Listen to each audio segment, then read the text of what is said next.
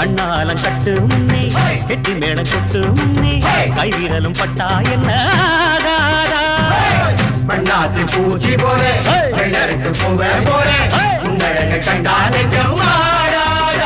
அடி மஞ்ச கிழங்கு சிறு இன்ப கிழங்கு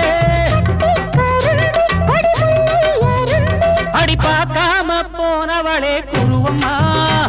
ஒரு பெண்ணென வந்தது பொண்ணுல பண்ணிய உருவம்